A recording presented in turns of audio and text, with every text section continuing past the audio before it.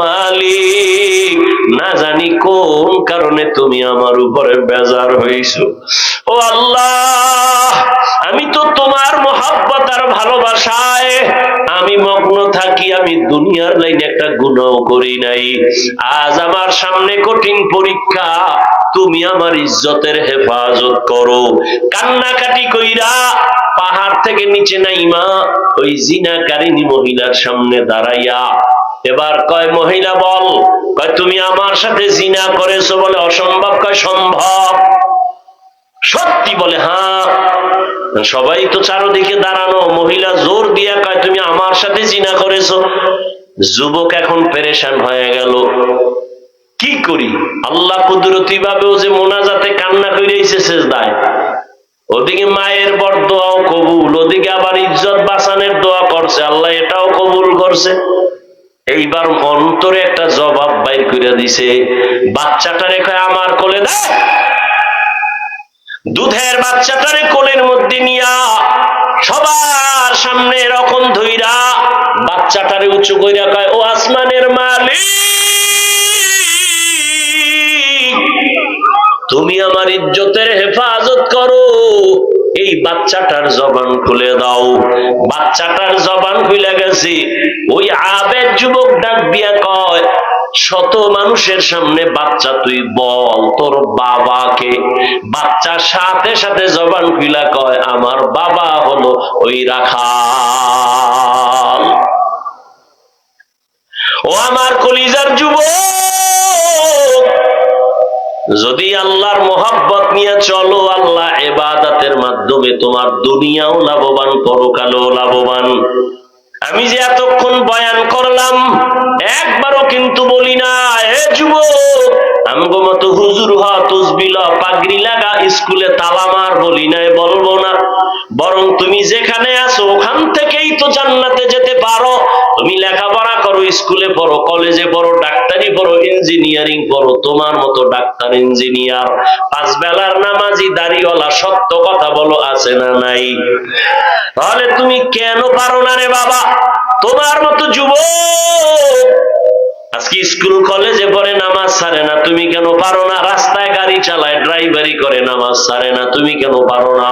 নদীর মধ্যে মাছ ধরে, নামাজ পড়ে, তুমি কেন পারো না? কৃষি কাজ করে, নামাজ পড়ে, তুমি কেন পারো না? ও পর্দার আড়ালের আম্মা জানেরা, বোনেরা, আপনার মতো কত মা, কত বোন এখনো আছে পাঁচ বেলার নামাজ পড়ে, পর্দা করে, মোবাইলে সময় নষ্ট করে না। আপনারা কেন পারবেন না? মানুষের জীবনের অমূল্য সম্পদ হলো চরিত্র। চরিত্র যার নাই, ওর জীবনটাই নাই, ওর দুনিয়াও বরবাদ, ওর আখিরাতও বরবাদ। ও আমার কলিজার যুবক বাবারা, ও পর্দার আড়ালের মা বোনেরা, আল্লাহ তো সন্তান দিছে, আদর্শ সন্তান বানায় যান। ডাক্তার বানাবেন, তবে বেয়াদব যেন না হয়। সন্তান যেন তার ব্যবহার দিয়া মা বাবারে কষ্ট না দেয়, ওলামায়ে কেরামের বিরুদ্ধে গিয়ে যেন কপাল পুড়ে না ফেলে, ওর আচরণে যেন কোনোদিন শিক্ষক, মুরব্বী, বন্ধুরা কষ্ট না পায়। ও আমার কলিজার যুবক, আল্লাহর মোহাব্বত নিয়ে তওবা করো। জীবনে তো কত গুনাহ করলাম, মনে চাইছে পার্কে যাবি, একটা দৌড় মাইরা গেছো, এখনো কি তোর শখ মিটে নাই? এখনো বলি বাবা এবার ফিরা তওবা কর। মনে চাইছে তুই মেয়ে নিয়ে আড্ডা দিবি, দিছো, এখন তওবা কর। মনে চাইছে সারা রাত মোবাইল চালাবি, চালাইছো, এখনো কি বাবা তওবা করবা না? মনটারে শুধু এতটুকু জিজ্ঞাসা কর, রে মন, আমার মতো যুবক যদি স্কুল কলেজে পড়িয়াও নামাজ পড়ে, আমি কেন পারি না? দাঁড়িয়ে রাখে, আমি কেন পারি না? আমার কপাল কেন এত খারাপ? আজকে থেকেই তওবা করে নাও। হায়াতের মালিক আল্লাহ, মৌতের মালিক আল্লাহ, রিজিকের মালিক আল্লাহ, সম্মানের মালিক আল্লাহ। মরিয়া গেল আর দাড়ি কাটবা না, নামাজ ছাড়বা না, বেপরদায় চলবা না, মা বাবারে কষ্ট দিবা না, ওলামায়ে কেরামের বিরুদ্ধে যাবা না, নবীর তরিকার বাহিরে চলবা না। সবার দোয়া নিয়ে চলিও। মা বাবার দোয়া তোমার সফলতার চাবি, ওস্তাদের দোয়া তোমার সফলতার চাবি, ওলামায়ে কেরামের দোয়া তোমার সফলতার চাবি। আল্লাহর মোহাব্বত যদি থাকে, তওবার নিয়ত থাকে, মুনাফিকি না থাকে, খাঁটি তওবার দেনে আকার কুফর কো মিটা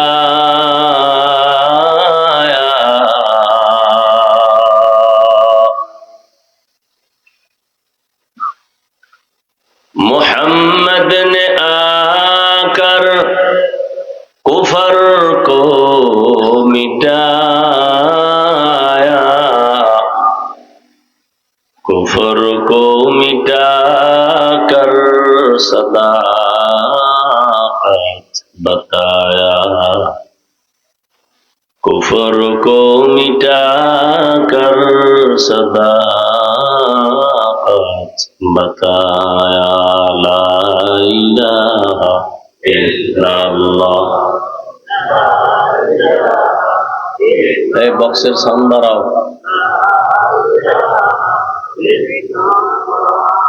লা ইলাহা ইল্লাল্লাহ লা ইলাহা ইল্লাল্লাহ লা ইলাহা ইল্লাল্লাহ লা ইলাহা ইল্লাল্লাহ লা ইলাহা ইল্লাল্লাহ লা ইলাহা ইল্লাল্লাহ লা ইলাহা ইল্লাল্লাহ লা ইলাহা ইল্লাল্লাহ লা ইলাহা ইল্লাল্লাহ লা ইলাহা ইল্লাল্লাহ লা ইলাহা ইল্লাল্লাহ লা ইলাহা ইল্লাল্লাহ মুহাম্মাদুর রাসূলুল্লাহ। সাউন্ডটা উপরে উঠে না কেন? গুম গুম করে কেন? ফ্যান ফ্যান নাই কিছু না?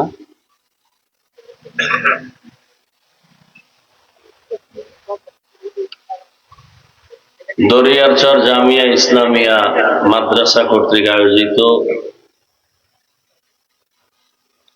বার্ষিক ওয়াজ ও দোয়ার মাহফিল 13 নভেম্বর 2024।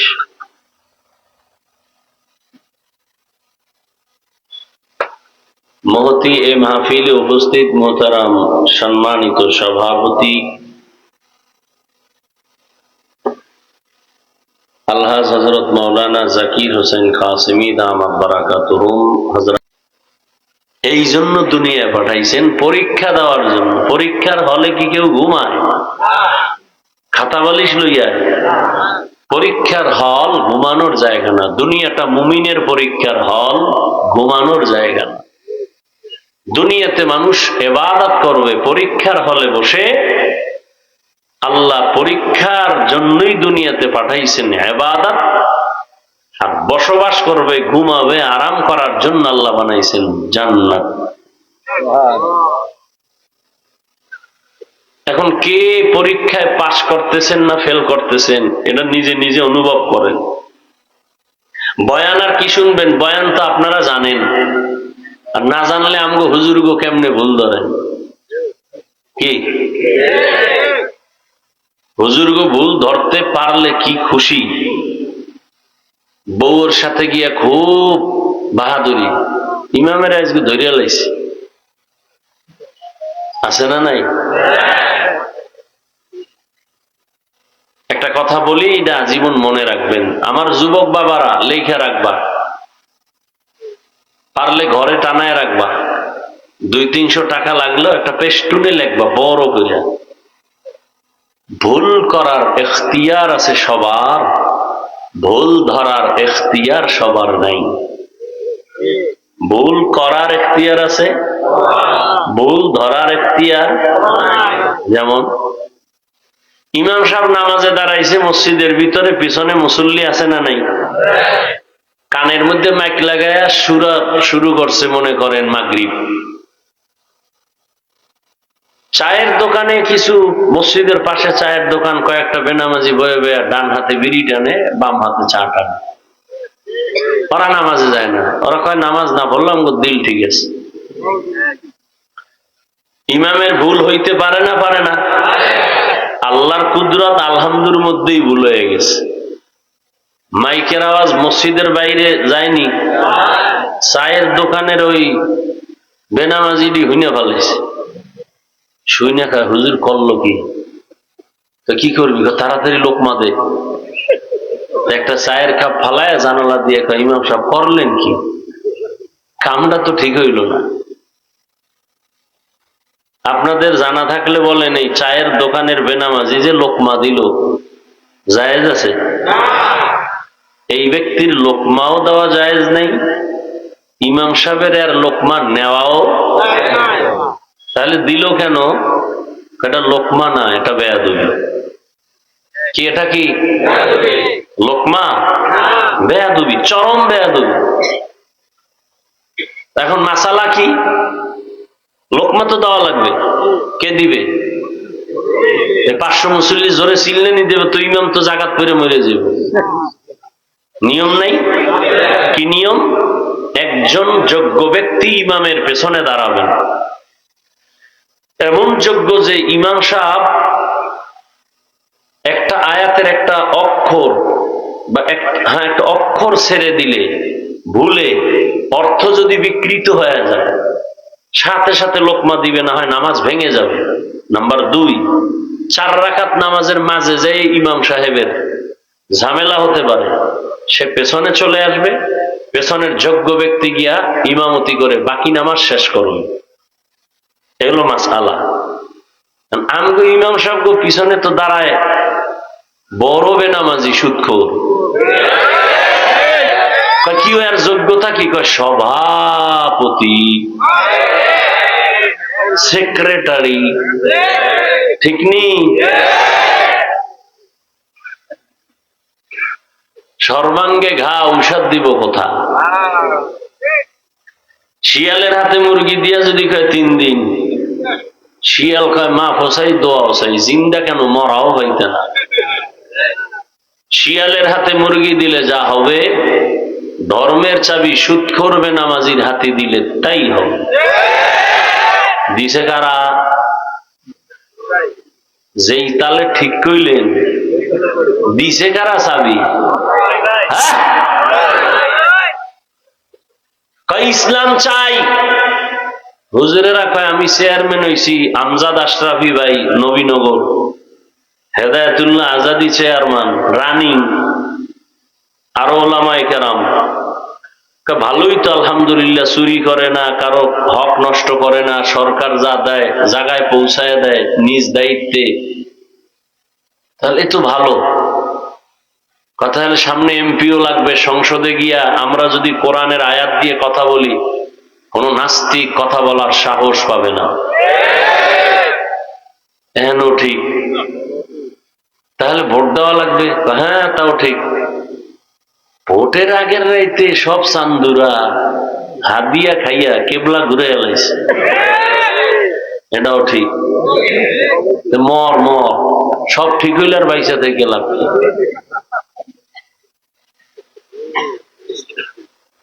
আল্লাহ হেদায়েত দান করুন। ডিস্টার্ব, পোকা এক ডিস্টার্ব, আবার বেশি ঠান্ডা, উপর একটা তেরপাল যদি দিত অন্তত স্টেজে, এক ডিস্টার্ব। তারপর আপনারা বসলে আমি কিছু কথা শুনাবো ইনশাআল্লাহ। আপনাদের তো এক রাত, আমার তো প্রতি রাত। এর মধ্যে কি কষ্ট! পৃথিবীতে এরকম কষ্টের কাজ আর নাই যে কথা বলা অনবরত, তাও যদি 10 মিনিট হয় তা তো টেনশন নেই। এর মধ্যে যদি আবার না ঘুমাইয়া সিগন্যাল লাগে তো আনলিমিটেড। আবার এক লাইনের মানুষ হইলে ঠিক ছিল, যে তাবলিগওয়ালা 1 লাইনে বইলা ফেলে, পিসাবের মুরিদ 1 লাইন, এ হরেক রকমের সব চান্দু এখানে। যারা আমারে কাফের কয় হেরাও সিভাই বইয়া রয়েছে, যারা কওমি মাদ্রাসা পছন্দ করে না এরাও বইয়া রয়েছে। কি এতগুলো মানুষের অন্তর ঠিক রেখা বয়ান করা, তাও আবার না দেখা মুখস্থ একটা কথা যদি উল্টা পাল্টা হয়, কয় দাওয়াত কা আলহামদুলিল্লাহ, কয় আমনের বাড়ি, কয় নাউজুবিল্লাহ, তাতে উপায় নাই। গতকাল আমার ভাই বয়ান করছে এদিকে কোথায় জানি, সেখানে আবার নাকি কি স্লিপ দিছে, রাজনীতির ওয়াজ করা যাবে না। ওলামায়ে কেরাম নিজের স্বার্থের জন্য না, দ্বীনের স্বার্থে, ইসলামের জন্য, কোরআনের জন্য, মানুষকে জাহান্নাম থেকে বাঁচানোর জন্যই তো বলে। সেখানে যদি কেউ বাধা প্রদান করে তার ঈমান দুর্বল। আরে বাধা কেন? ওই যে একটু আগে বলছি শিয়ালের হাতে কি মুরগি। আরে ভাই, এখানে কোরআনের ওয়াজ হবে, ওলামায়ে কেরাম বয়ান করবে, কিন্তু উপরে বিশাল বড় নাম লেখা বড় সুদখোর সভাপতি। কেন? কোরআনের মাহফিলে কোরআন বুঝনেওয়ালার মতো এক ব্যক্তি থাকবে, আলেম সভাপতি। এমনি মেহমান আসুক, কোন নেতা আসবে, কোন চেয়ারম্যান আসবে, এমপি আসবে, প্রশাসনের কেউ আসবে, ওয়েলকাম। তাদের জন্য সুন্দর ব্যবস্থা থাকবে বসার, আপ্যায়নের। কিন্তু পোস্টারে উলামায়ে কেরামের উপরে নাম দেওয়া এটা উচিত না।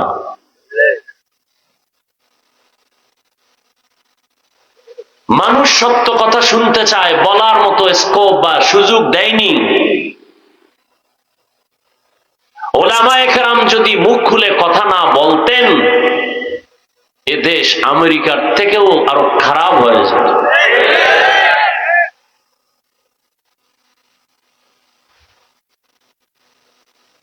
রাজনীতির ওয়াজ করবে না মানে? পৃথিবীতে রাজনীতির শ্রেষ্ঠ কিতাব কোরআন শরীফ। আমার কথাগুলো যুবকরা খেয়াল করো বাবা, পৃথিবীতে শ্রেষ্ঠ রাজনীতির কিতাবের নাম কোরআন শরীফ। আচ্ছা, যারা বলে রাজনীতি নাই, হ্যাঁ, তোমার পচা ধান্দাবাজি নাই ইসলামে, কিন্তু ইসলামে পবিত্র রাজনীতি আছে না নেই? যারা বলেন নাই, তারা কি বুঝায়? যে ইসলাম সর্বদিক থেকে কমপ্লিট, রাষ্ট্রের ব্যাপারে ইসলাম দুর্বল, কোরআন শরীফ দুর্বল। আমরা কি দুর্বল কোরআন মানি? রাষ্ট্রের ব্যাপারে কোরআনে সমাধান নাই? সুলাইমান বিলকিসের ঘটনা নাই? ইউসুফ জুলাইখার ঘটনা নাই? সবগুলো রাজনীতি, রাষ্ট্রনীতি। পৃথিবীর শ্রেষ্ঠ রাজনীতির শিক্ষক আমার নবী। পৃথিবীর রাজনীতির শ্রেষ্ঠ পার্লামেন্ট মসজিদে নববী। কিন্তু মসজিদে রাজনীতি চলবে না। ইমাম সাহেব নিরপেক্ষ, স্লোগান দাও হে যুবক, বেয়াদবি নয়, আদবের সাথে। ইমামকে যদি নিরপেক্ষ থাকতে হয়, তাহলে কমিটির প্রত্যেকটা মানুষকে নিরপেক্ষ থাকতে হবে। আর কমিটির কেউ যদি পচা ধান্দাবাজি রাজনীতির লোক হয়, ইমাম সাহেব মাইক লাগায় ইসলামের রাজনীতি করবে। তুমি নাকে তেল লাগায় ঘুমাও, বাঞ্ছারামপুরের মুসলমান, দেশ স্বাধীন। আর এত কিছুর মধ্যে নাস্তিক মাথা ছাড়া দিয়ে উঠতেছে। মা বোনেরা ঢাকার শহরে সাংবাদিক সম্মেলন করে আর বলে আমাদের দেহ ব্যবসার অধিকার আবার ফেরত চাই। আর তুমি নাকে তেল লাগায় ঘুমাও, দেশ স্বাধীন। আমি ঢাকায় বলেছি, মুসলমানের সন্তান সেদিন নাকে তেল লাগায় ঘুমাবে যেদিন এদেশের পরতে, ময়দানে, গ্রামে গঞ্জে কোরআনের বয়ান চলবে, কোন বেনামাজি সুদখোরের অনুমতি নিতে হবে না। মুসলমান নাকে তেল লাগায় ঘুমাবে সেদিন এদেশের প্রত্যেকটা মসজিদ আর মাদ্রাসার কমিটিতে সুদখোর বেনামাজি থাকবে না যেদিন। কিসের স্বাধীন? আমরা তো স্বাধীনতার জন্য, আমার মুগ্ধ আমার আবু সাইদ জীবন তো এজন্য দেয়নি। চরমনায়ের পীর সাহেব ময়দানে জীবনকে বাজি রেখে ওলামায়ে কেরাম মাঠে তো এজন্য নামেনি যে আবার নাস্তিক মাস্তানি করবে। মুসলমান জীবন একবার দেয় না, বারবার। কাফনের কাফন কিনে রেডি থাকো, আবার ডাক আসবে, আবার ময়দানে যেতে হবে। আমরা মানুষের অধিকার চাই, বৈষম্য চাই না। এদেশের মানুষ আজান দিলে ঘুমায়, আজান দিলে ঘুম ভাঙ্গে। আমরা ইসলাম নিয়ে বাঁচতে চাই। হিন্দু তার ধর্ম পালন করবে, ইসলাম বাধা দিবে না। খ্রিস্টান তার ধর্ম পালন করবে, বাধা দিবে না। ইহুদি তার ধর্ম পালন করবে, বাধা দিবে না। কিন্তু ইসলামের উপরে আক্রমণ আসলে ছেড়ে দিবে না। আমরা তো খ্রিস্টানদের গালি দিই না, আমরা তো হিন্দুদের বিরুদ্ধে বয়ান করি না। আমগো ইসলাম নিয়ে আক্রমণ কেন? কোরআন নিয়ে আক্রমণ কেন? মাদ্রাসা নিয়ে আক্রমণ কেন? নবীকে নিয়ে আক্রমণ কেন?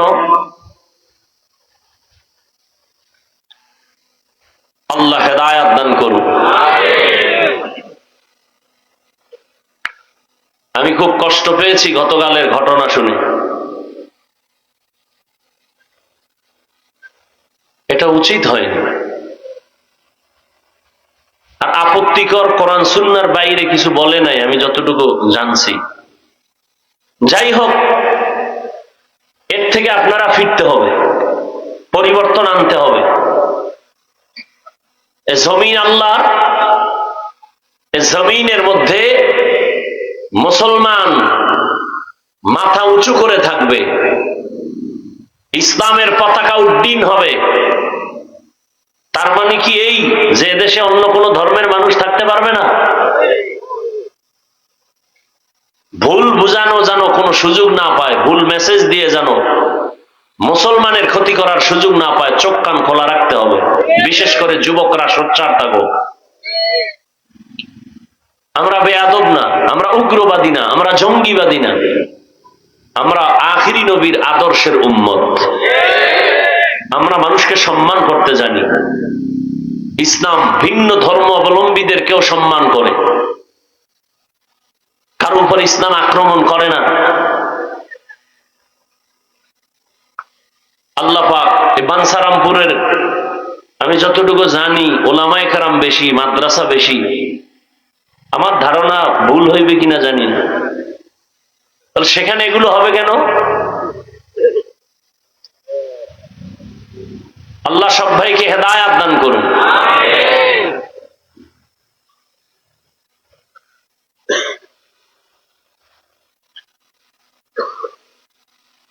জনগণ যদি বলে আমরা সুদখোরকে মুরব্বী বানাবো ভোট দিয়া, না আলেম কি ফিটাফিটি করবেন? ওলামায়ে কেরাম কোনোদিন ফিটাফিটি করে না, মানুষকে বুঝায় ভাই এইটা ভালো এটা খারাপ, কি এই তো আমগো কাম। আমরা তো একবারও বলি না আওয়ামী লীগ নামাও বিএনপি উঠাও, বিএনপি নামা আওয়ামী লীগ উঠাও। এই কাম মুমিনের না, ইমানের দাবি এটা না। ইমানের দাবি মুসলমানের শত্রু, ইসলামের শত্রু, কোরআনের শত্রু, এদের সাথে কোনো আপোষ করা যাবে না।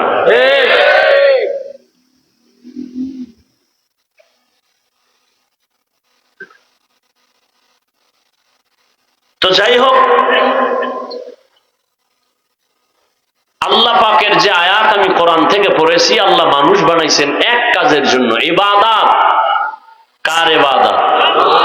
আপনাদের ঘুম আসতেছে? রাতে কেউ ঘুমায়? যদি কেউ ঘুমায় এটাও মিছা কথা। বাঙালির ঘুম জবাই করেছে গজবের মোবাইল। সারা রাত মোবাইল নিয়া কবিরা গুনাহ কবিরা গুনাহ কবিরা গুনাহ করে কাটায়, সকালে ঘুমায়, ফজরের আগে ঘুম পড়ে যায়। এখানে যতক্ষণ বসে থাকবেন ইনশাআল্লাহ একটা গুনাহ লেখা হবে না, নেক লেখা হবে। এটা এমন একটা ময়দান, থার্ড ক্লাসের বিছানায় বসেছেন কিন্তু আপনাদের মর্যাদা সর্বোচ্চ ফেরেশতার থেকে দামি। আল্লাহ ঘোষণা দিয়েছেন, ফেরেশতা বলে দাও এই প্যান্ডেলে যারা বসছে তাদের জীবনের সব গুনাহ মাফ।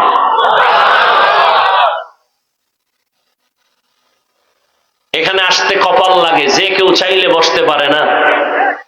যদিও বিছানা কোয়ালিটি সম্পূর্ণ না, কিন্তু এই বিছানায় যারা বসছে কোনো কষ্ট নাই। এখানে বসতে কপাল লাগে, দোয়া কইরা কান্নাকাটি করে মা বাবার জন্য দোয়া করে যেতেও কপাল লাগে। অনেকে আসছে, বানসারামপুরের এই অঞ্চলে মাহফিল হচ্ছে, আসছে ঠিক, কপাল খারাপ, প্যান্ডেলে ঢুকতে পারে নাই। এরা কোথায়? দোকানপাটে গল্প গুজবে বসে বসে তাজা তাজা কবিরা গুনাহ করতেছে। মিথ্যা বলছি? কেউ আবার মহিলা প্যান্ডেল তাওয়াফ করতেছে। বছরের একটা দিন তারিখ দেওয়া ছিল, আজকে সাক্ষাৎ হবে, মোলাকাত হবে। এতদিন শুধু মিস কল ছিল, এখন রিসিভ হচ্ছে। দোকানে পাটে, আরে এখানে জান্নাতের বাগান, সওয়াবের বয়ান চলতেছে, পাশে মার্কেট জাহান্নামের বাগান। ওয়াজের উপলক্ষে মার্কেট কেন? হ্যাঁ, দূরের থেকে আসছেন, একটু চা বিস্কিটের প্রয়োজন হতে পারে, সেজন্য দোকান থাকবে। কিন্তু এমন দোকান বসবে কেন যেখানে মহিলা মেয়েরা আসবে? খেলনার দোকান কেন? বেলুনের দোকান কেন? ঘুরে টুরে একটা প্লাস্টিকের মাছ কিনছে আর একটা বেলুন। ম্যাডাম কয় অজেরতে কি নিয়ে আইছো? বলে আলহামদুলিল্লাহ মোনাজাতে বেলুন কবুল করে নিয়ে আইছি। আল্লাহ হেদায়েত দান করুন। রাগ করতেছেন? করলেও কিছু করার নাই। আমি জাহান্নাম থেকে বাঁচাবার মোহাব্বত নিয়ে বলতেছি, কারোর সাথে আমার দুশ্মনী নেই। এ কথাগুলো আমরা না বললে কে বলবে? সত্য কথাটা আপনাদের না শুনাইলে কে শোনাবে? মানবেন কিনা সেটা আপনাদের ব্যাপার, বলবো কি বলবো না সেটা আমার ব্যাপার। ওখানে কবিরা গুনাহ হচ্ছে, তাজা তাজা, ওই গুনার দায়ভার কে দিবে? আল্লাহ হেদায়েত দান করুন। বাংলাদেশে উল্লেখযোগ্য একটা জায়গা আমি পেয়েছি, লক্ষ লক্ষ লক্ষ লক্ষ মানুষ বসে থাকে, হাজারো শত দোকান, খেলনার দোকান নাই। এই 3, 3.5 দিন 4 দিন পর্যন্ত মানুষ ওখানে চাইলেও দুনিয়া পায় না। একটা মহিলা নয়, একটা যুবতী না, একটা বাচ্চা মেয়েকেও লক্ষ লক্ষ মানুষের ওই প্যান্ডেলে পাওয়া যায় না। কোথায়? যাই খুঁজা দেখাইও। ঘুরতে তো কত জায়গায় গেলা, একবার যাইও। আল্লাহ সবাইকে হেদায়েতের দৌলত দান করেন। তো ইবাদত করব কার? আল্লাহ। কেন? আল্লাহর মোহাব্বত পাওয়ার জন্য। আল্লাহর মোহাব্বত নিয়ে মরতে পারলে আল্লাহর সাথে মোলাকাত হবে।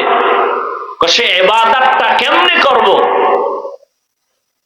আমরা মনে করি ইবাদত তাসবিহ টানো, যায় নামাজে বসে সারা রাত দিনের বেলা রোজা রাখো। না, ইবাদত একটা চাদরের নাম। পুরা জিন্দেগি ইবাদতের চাদরে আবৃত।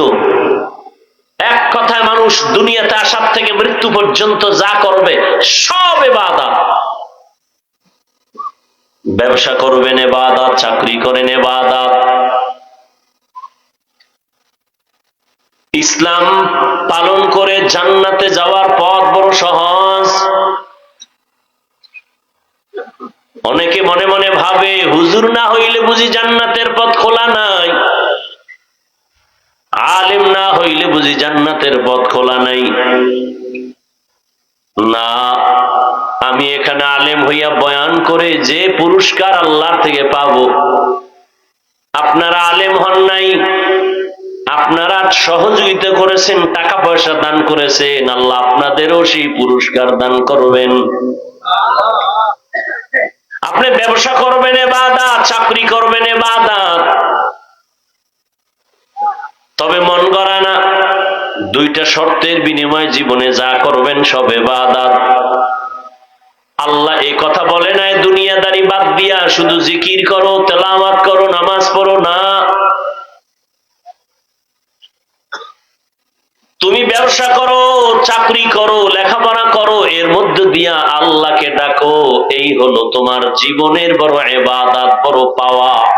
ব্যবসা যদি আল্লাহর নাম ঠিক রেখে ব্যবসা করো, তাহলে তোমার ওই ব্যবসাটাও জান্নাতে যাওয়ার পথেও হয়ে যাবে। আপনি চাকরি করেন, আল্লাহর হুকুম ঠিক মতো মেনে, নবীর আদর্শ মেনে যদি চাকরি করেন, আপনার চাকরিটাও, নামাজ পড়েন, জিকির করেন, আল্লাহর মোহাব্বত নিয়ে চলেন, চাকরির মাধ্যমে জান্নাতের দরজা খুলে যাবে। জীবনে যা করবেন সব ইবাদত, তবে আল্লাহর সন্তুষ্টির জন্য হতে হবে, রাসূলের আদর্শ অনুযায়ী। আর আমার নবীর আদর্শ কত সুন্দর! আঙ্গুলের নখগুলো কেমনে কাটবা যুবক বাবা, সেখানেও নবীর আদর্শ আছে। জুতা 2টা পায়ে কেমনে পরবা, সেখানেও নবীর আদর্শ। ও এলাকার মুসলমান যুবক, একজনে যদি দাঁড়ায় বলো হাফিজ ভাই, মদিনার নবীর আদর্শ থেকে আর একজনের কাছে আরো সুন্দর আদর্শ আছে।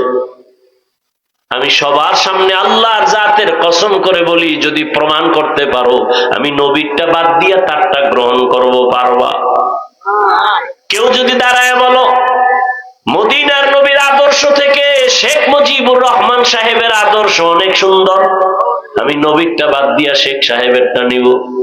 কেউ যদি বলতে পারো নবীর আদর্শ বাদ দিয়া জিয়াউর রহমান সাহেবের আদর্শ অনেক সুন্দর, আমি নবীরটা বাদ দিয়া তারটা নিব, কিন্তু পারবা? শুধু কি তাই, জমিনের মধ্যে গণতন্ত্রের বাজারজাত করেছে আব্রাহাম লিঙ্কন, আরো কত কত আদর্শ, মাওসেতুনের আদর্শ, লেনিনের আদর্শ, কার্ল মার্ক্সের আদর্শ।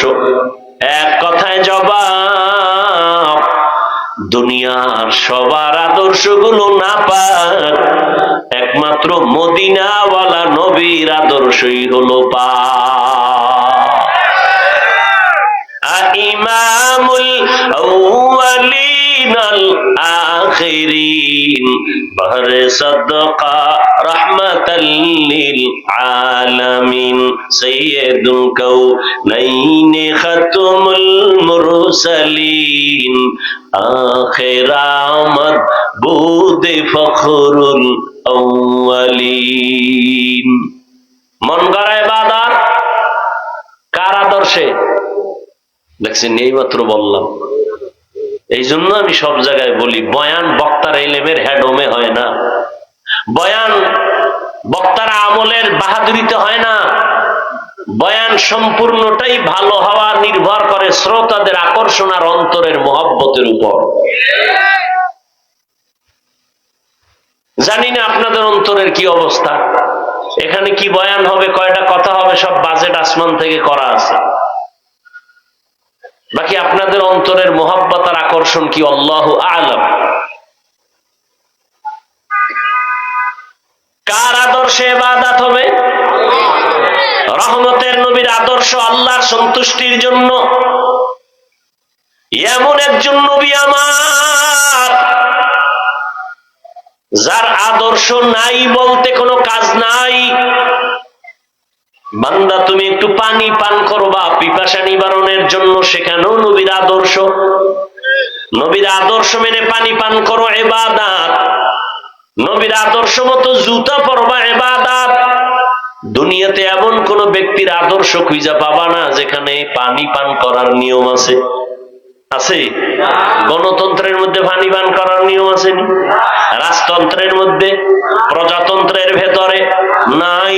রহমতের নবী সব ধরে ধরে শিখাইছেন।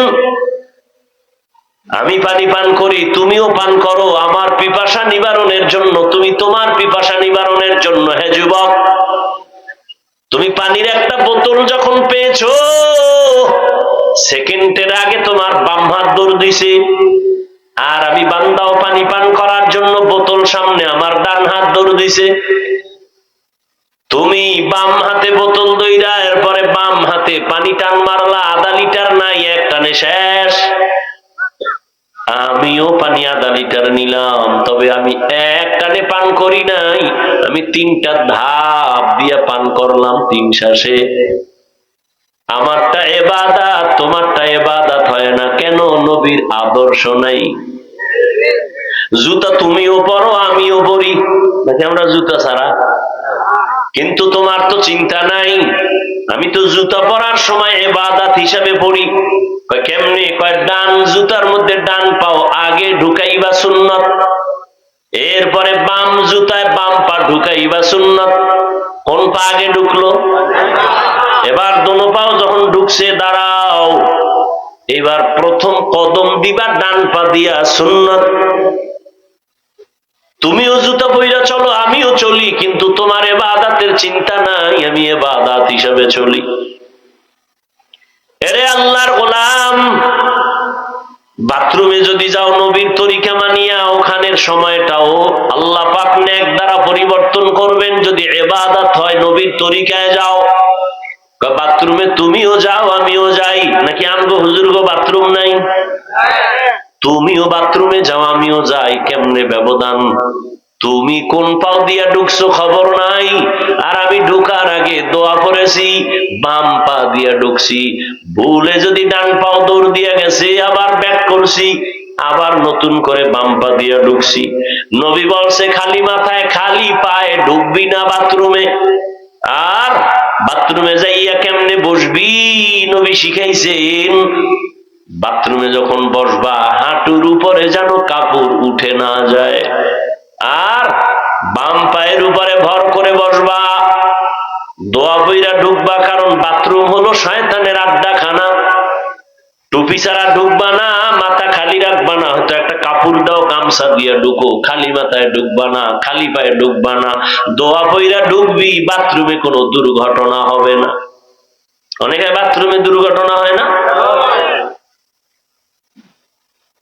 জুতা পরার টাইম আছে নি, দৌড়, নিম্নচাপ শুরু হয়ে গেছে, দরজা খুলে রাখা আগেই যেই তেলে খাইছে গরুর মতো হাঁটে আর চাটে। আল্লাহ হেদায়াত দান করেন।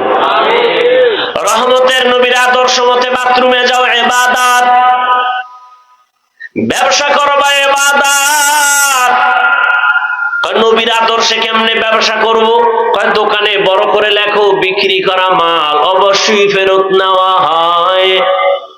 যদি লেখো ফেরত নেওয়া হয় না, বুঝা গেল তুমি ধোঁকাবাজ।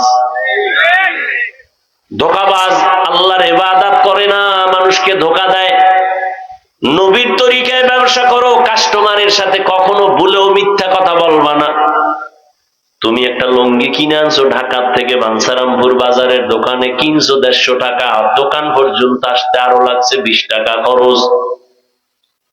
কাস্টমার যদি বলে ভাই লুঙ্গি কিনছেন কত, তুমি যদি বলো 120 বা 150 বা 170, 20 টাকা যে খরচ, এটাকেও তুমি কিনার মধ্যে মিলাইছো, হালাল নাই, হারাম হয়ে গেছে।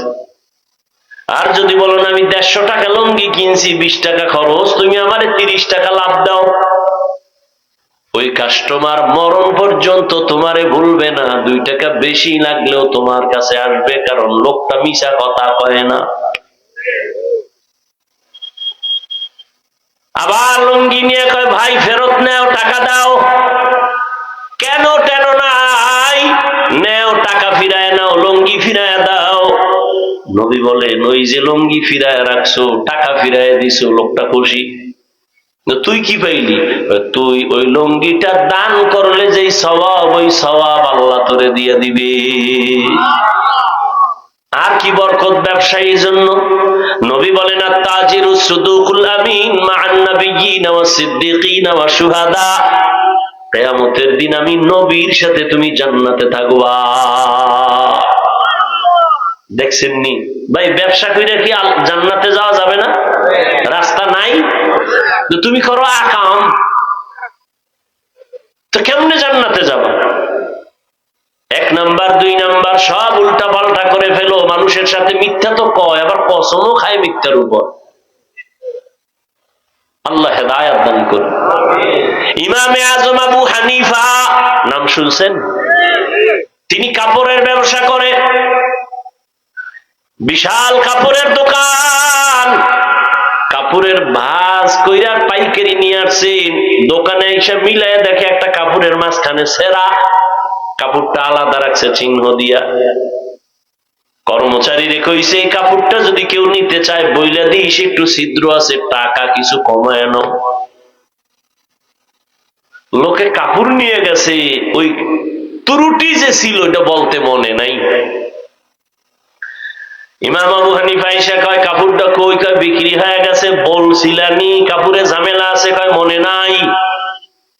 এবার টাকা দিয়া লোক নামায় দিছে, বাজারে এলান করো আবু হানিফার দোকান থেকে কে একটা লুঙ্গি নিছো অমুক দিন, তাড়াতাড়ি কাপড় ফেরত দাও, তোমার কাপড়ের মধ্যে সমস্যা আছে, টাকা কিছু ফেরত পাইবা।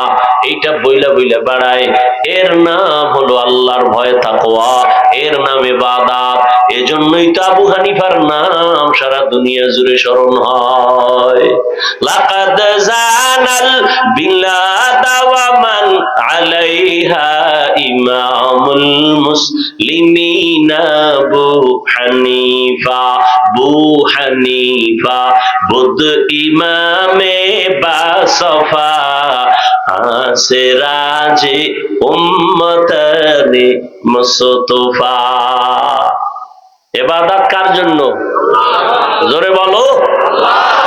কার আদর্শে? মদিনাওয়ালা নবীর আদর্শে। কিন্তু মা বাবা বাবার বরদোয়া নিয়া না, মা বাবা বরদোয়া নিয়া না, সাবধান। নফল নামাজে দাঁড়াইছো,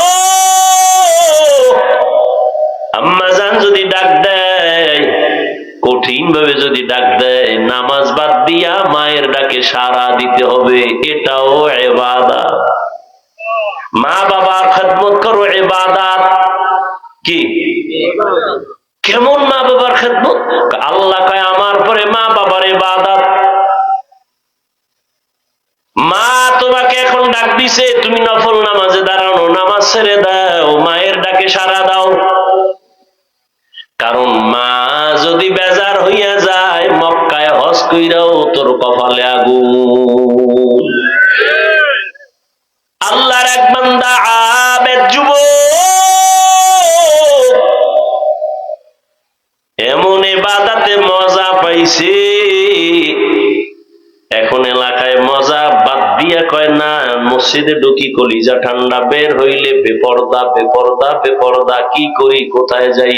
আল্লাহরে এমনে নিরেট ভাবে, নির্জনে, নিরিবিলি ভাবে আল্লাহর ইবাদত কেমনে করি, কি করি, মাথা ঘুরায় ঘুরায় সিদ্ধান্ত নিল, বাড়ির পাশে পাহাড় আছে, ওই পাহাড়ের মধ্যে যাইয়া আমি পাহাড়ের উপরে একা একা ইবাদত করব। ঘরের মধ্যে শুধু মা, বৃদ্ধা মা, আর কেউ নাই। সন্তান পাহাড়, ওই পাহাড়ের চূড়ায় গিয়া একটা ছোট্ট ভাঙা ঝুপড়ি উঠাইয়া ওখানে নিরিবিলি ইবাদত করে, গাছের পাতা চাবায় খায়, পেটের ক্ষুধা। যারা ঠিক মতো আল্লাহর ইবাদত করে এগো ক্ষুধা কম, ক্ষুধা থাকে না বেশি। এদিকে বৃদ্ধা মা বাসায় একা, কেউ নাই।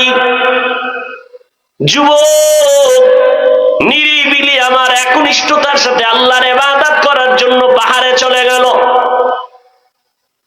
একদিন, দুদিন, 3 দিন পর আম্মা জানের মনের ভেতর একটু ঢেউ শুরু হয়ে গেছে, আমার বাবার চেহারাটা দেখি না বহুদিন।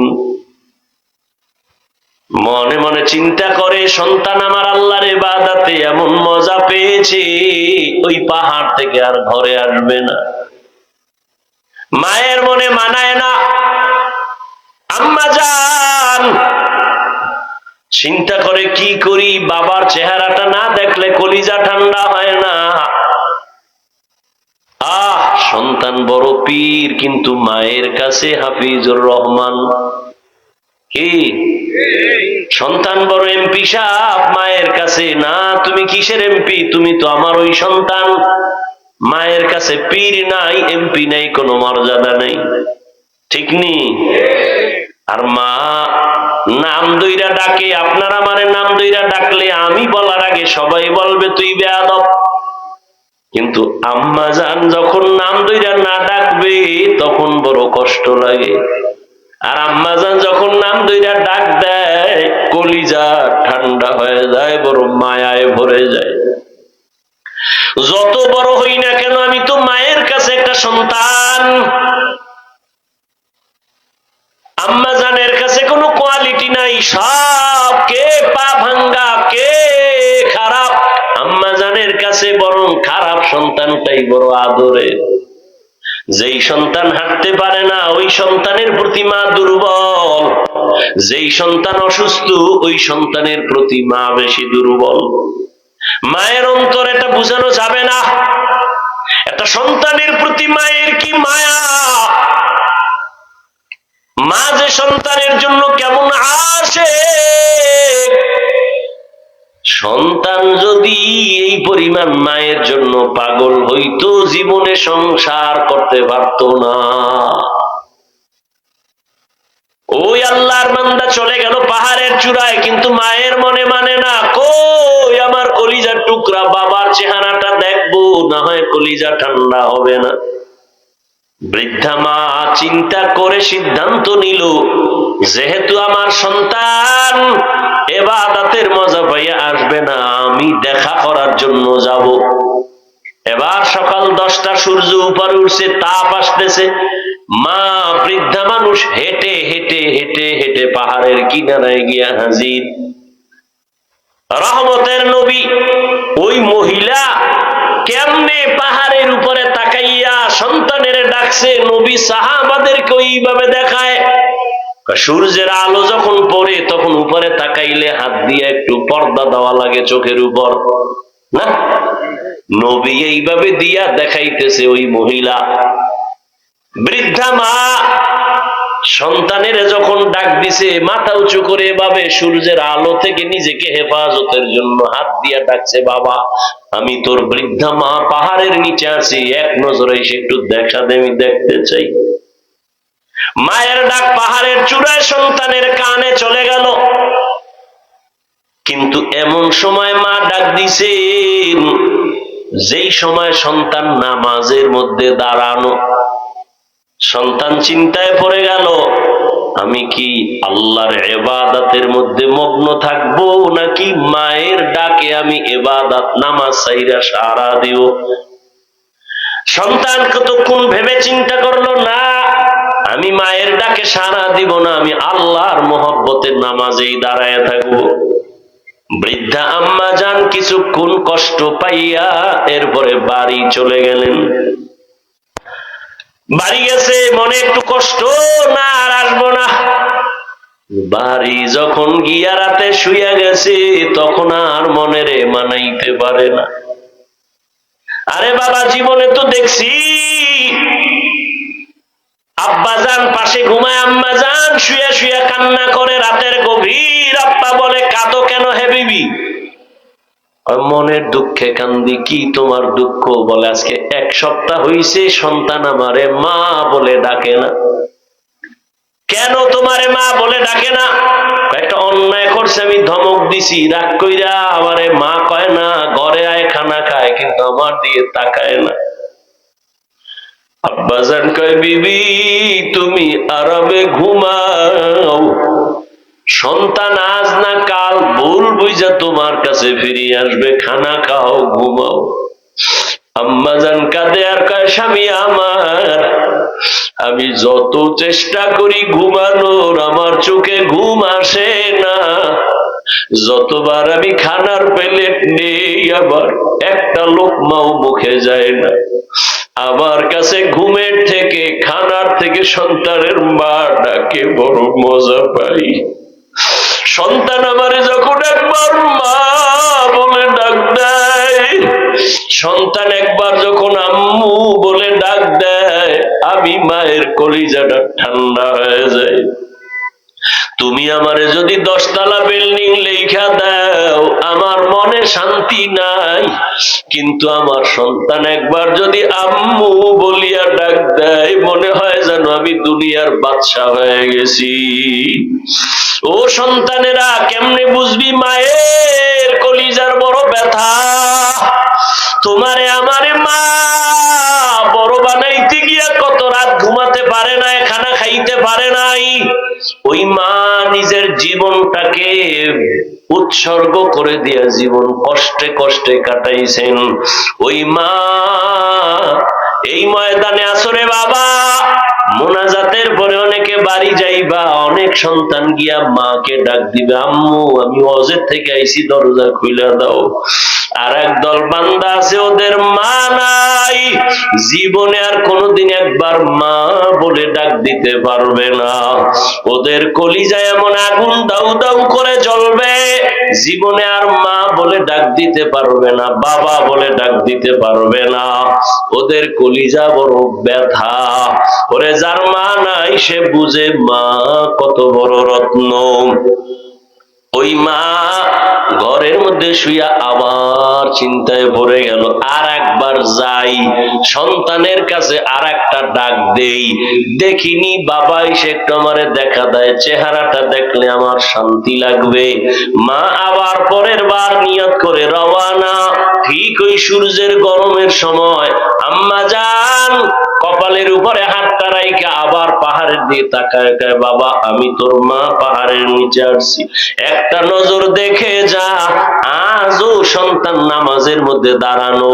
সন্তান আজও চিন্তা করে নামাজ ছাড়বো নাকি মায়ের ডাকে সাড়া দিব।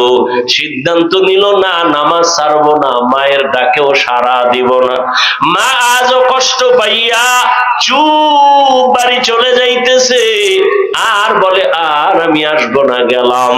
কিন্তু বাড়ি যাইয়া মায়ের মনে মানায় না, আবার আগুন জ্বলা উঠছে। একটা নজর না দেখলে কলিজা ঠান্ডা করা যায় না। তৃতীয়বারের মতো নবীজি বলেন ওই মহিলা আবার রওয়ানা। বাচ্চাটার কিনারায় পাহাড়ের পাদদেশে গিয়ে আবার আওয়াজ দিছে, বাবা আমি শেষবারের মতো আসছি, একটু নাইমা আয়, আমি মা তোর একটু মন ভইরা দেখি। আজও সন্তান নামাজে দাঁড়ানো, একবারও জবাব দেয় না, নামাজও ছাড়ে না। এতদিন মা কিন্তু কষ্ট পাইছে ঠিক, কিন্তু মন খুইলা কিছু বলে নাই। আজকে শেষবারের মতো মা যখন বাড়ি যায়, আসমানে হাত উঠাইয়া হালকা একটা কথা বললেই ফালাইছে, ও আল্লাহ, আমার সন্তান এমন ইবাদত করে যে আমার একটু দেখার সময় হয় না। কি বলবো, মনের দুঃখ, তোমার কাছে একটা দাবি, ওরে জিনাকারিনী মহিলার চেহারা না দেখাইয়া মরণ দিবা না। জিনাকারিনীর মহিলার চেহারা দেখাইও, এটা একটা গুনাহ হইল তোমার জন্য, এটা গুনাহ। সারা রাত মহিলা দেখো, মোবাইলে বেগানা দেখো, তোমার জন্য এটা গুনাহ না, কিন্তু ওই সন্তানের জন্য মায়ের এটা বিশাল বরদোয়া। জেনাকারিনী মহিলার চেহারা না দেখাইয়া মারবা না।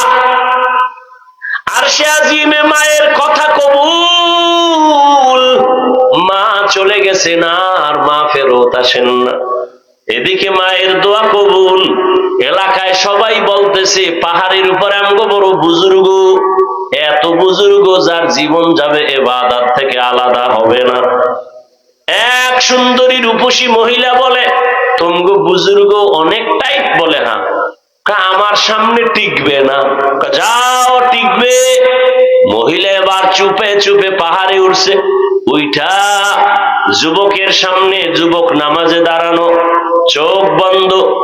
ওই যুবতী সুন্দরী জাহান্নামী নারীটা যত অপকৌশল করা প্রয়োজন করছে, কিন্তু যুবকের নজর নিতে পারে নাই। ওই মহিলা ব্যর্থ হইয়া পাহাড়ের নিচে নাইমা পার্শ্বে একটা চেটিয়াল খোলা ময়দান, ওখানে এক রাখাল বকরি চড়ায়, ওই রাখালের সাথে গিয়া জিনা করেছে। জিনার কারণে একটা গর্ভে বাচ্চা চলে আসছে।